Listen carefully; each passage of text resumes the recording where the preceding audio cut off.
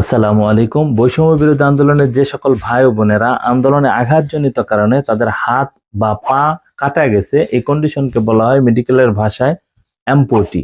আর যে অংশ কাটা গেছে একে বলা হয় স্ট্যাম্প।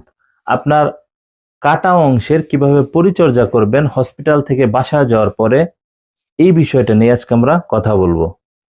ইংল্যান্ডের NHS বা ন্যাশনাল হেলথ সার্ভিসের নির্দেশনা অনুযায়ী আপনি বাসায় গিয়ে প্রথমেই এই কাটা অংশের পরিষ্কার এই বিষয়টি নিশ্চিত করবেন। এরপরে আপনি যে কাটা অংশে কিভাবে আপনি দেখবেন যে আপনার কোনো ধরনের লালচে ভাব আছে কিনা, ফুলে গেছে কিনা, কিংবা সেখানে ফুসকা পড়ছে কিনা, এই ব্যাপারগুলো আপনি দেখতে পারেন। এর জন্য আপনার পরিবারের অন্য সদস্যের সহযোগিতা নিতে পারেন, কিংবা আপনি নিজে করতে চাইলে তাহলে একটা আয়নার মাধ্যমে আপনি সেই কাটা অংশের সামনে ধরে আপনি এই বিষয়গুলো দেখতে পারেন। এতে করে আপনার ইনজুরি বা আপনার যে কাটা অংশের যে চামড়া থাকবে এটি অন্য জায়গার চামড়ার চেয়ে অধিক মাত্রায় সেনসিটিভ, এই বিষয়টা আপনার লক্ষ্য রাখতে হবে। এই জন্য আপনি বারবার এটা দেখতে হবে। আপনার অন্তত পক্ষে 3 মাস, যে আপনি হসপিটাল থেকে বাসায় যাওয়ার পরে 3 মাস এই বিষয়টা একটু বেশি পরিচর্যা করতে হবে। আপনি যখন আপনার কাটা অংশ পরিষ্কার করবেন সে সময় যে ধরনের পানি ব্যবহার করবেন তা হলো কুসুম গরম পানি। আর যে সাবান ব্যবহার করবেন সেটি হতে হবে গন্ধবিহীন, অর্থাৎ আপনার এটি হতে পারে কোনো ধরনের বেশি ক্ষারযুক্ত নয় এরকম সাবান আপনি ব্যবহার করবেন। সেক্ষেত্রে আপনার যে চামড়া এটি সুরক্ষিত থাকবে বা সহজে এটা ইনফেক্টেড হবে না।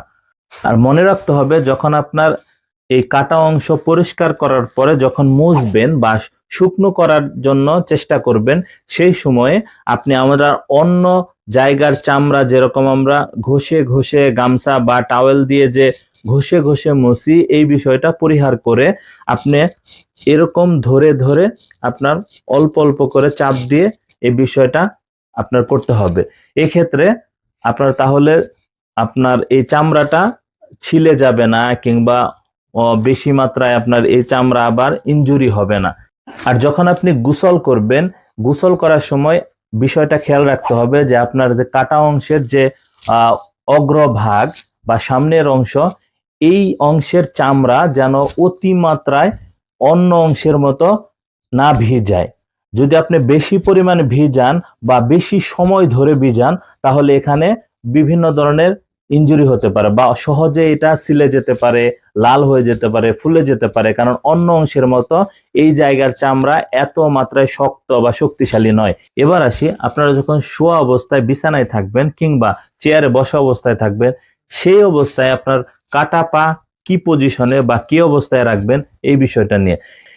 আপনি যখন শোয়া অবস্থায় থাকবেন, ধরেন আপনি চিত হয়ে শুয়ে আছেন, সে অবস্থায় আপনার কাটা পা সাধারণত এই ধরনের রুগীরা বা এই ধরনের পেশেন্টরা যে বিষয়টা করে তা হলো আমাদের দুই পা এরকম সোজা বা স্বাভাবিক অবস্থায় থাকার কথা, কিন্তু সে তার আনমনে বা তার মনের অজান্তেই এই পা আরামদায়ক পজিশন তার কাছে মনে হয় যে এটা বাইরের দিকে এরকম সে রাখে, অথবা সে আরামের জন্য এই কাটা পায়ের নিচে একটি বালিশ বা অন্য কিছু ব্যবহার করে উঁচু করে রাখে। এই দুটি বিষয় আমাদের পরিহার করতে হবে। তা না হলে যখন আপনি এই কাটা পায়ে যখন আপনার প্রস্থেসিস বা আপনার প্লাস্টিক বা অন্য যে অংশ লাগিয়ে আপনি হাঁটার চেষ্টা করবেন, সেই সময়ে আপনার এই পায়ের অংশ বা পায়ের মাংস পেশি অত্যন্ত শক্ত বা কন্ট্রাকচার ডেভেলপ করতে পারে, যেটি আপনার জন্য বিপজ্জনক।